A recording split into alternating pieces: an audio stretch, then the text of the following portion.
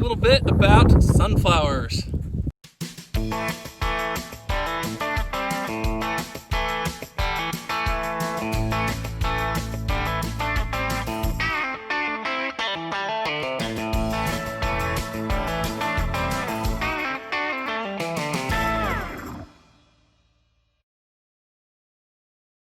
All right, so we are out here in my sunflower field. This is right by Coronado Heights, where I live. This is the third year that I have opened up a sunflower field to the public to walk through. And I've got some trails mown through here, and we've got a bale trailer set up somewhere behind me there for people to stand on so they can see up over the sunflowers. They are not as tall this year as they have been in other years. These were planted in mid-July, and so they've only been, sunflowers only grow about a month and a half, 2 months. And last year we had nothing but rain in July and August. This year we've had no rain in July and August, or at the end of July and August. So like literally the last rain we had was the rain right after I planted these. So about July 15th was about the last time it really rained. So you can see behind me, they got a great color to them. Sunflowers are pretty drought resistant, and so the no rain has affected their height, but it hasn't really affected what they look like. So that's good for the tourism aspect of it. But as a lot of people don't realize, I don't just plant these for people to take pictures with. These are a commodity crop. They're harvested, planted, fertilized, harvested, just like corn or soybeans or wheat, other crops we grow. This is kind of what they look like when they're first blooming, and after this I'm going to take you over and show you what they look like after they've bloomed and they're filled with seed. And but before I do that, I'm going to shoot a little drone video for you guys so you can really see what these sunflowers look like from the air. It's a pretty cool sight.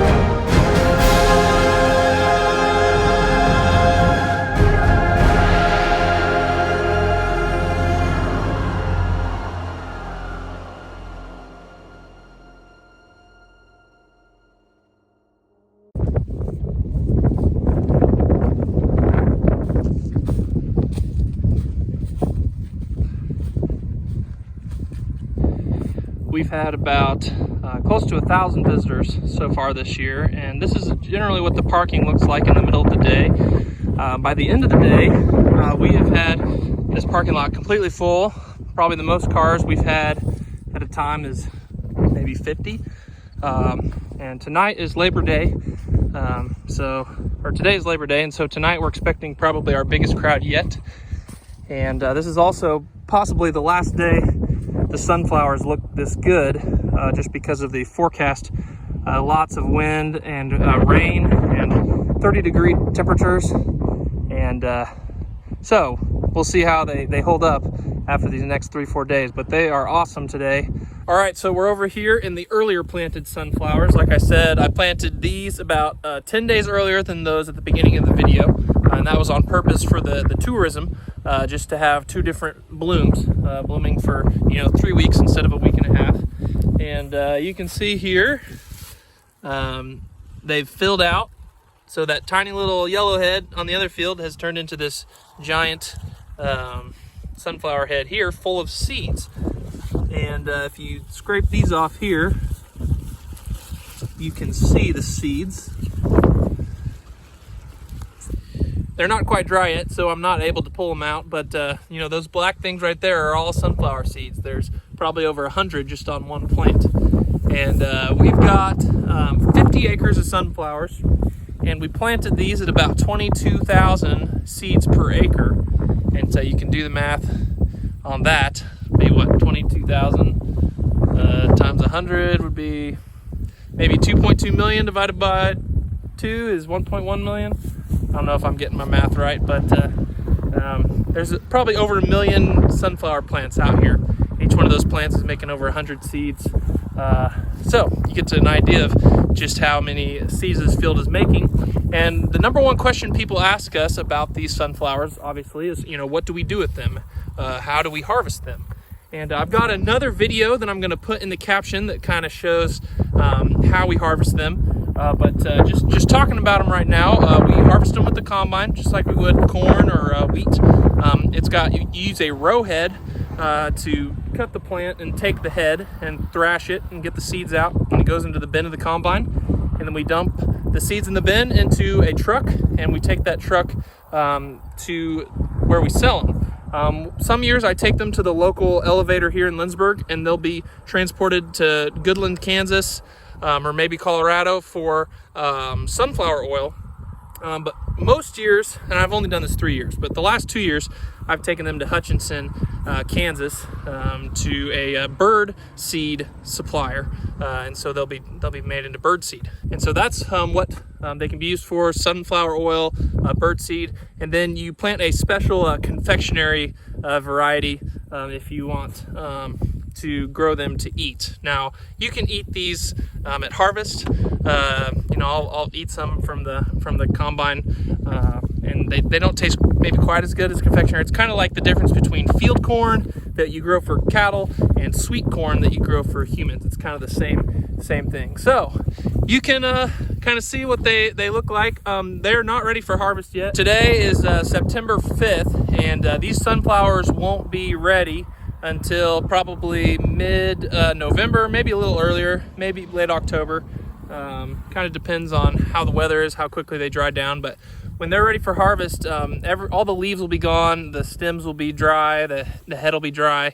So it's a little different than some crops where they kind of look the prettiest, right before harvest. Sunflowers, they still got several months to go, and they're going to look uglier and uglier until harvest. So maybe comparable to corn in that sense. But I enjoy growing these sunflowers. I enjoy all the people who get to come out here and enjoy them as part of Sunflower Trails. And it's been a great year this year. I think with everything that's going on, people have really enjoyed getting to come out here, walk through a field, be out in the open air, but still have something fun to do. Hope you guys have enjoyed this video, kind of explaining everything that goes into sunflower production. And comment below if you have any questions about sunflowers. And there will probably be another vlog in a couple months where we harvest these. And then I'll leave that link in the description of the video I've already made about them being harvested. So, from last year. So, thanks for watching, everyone. We'll see you next time.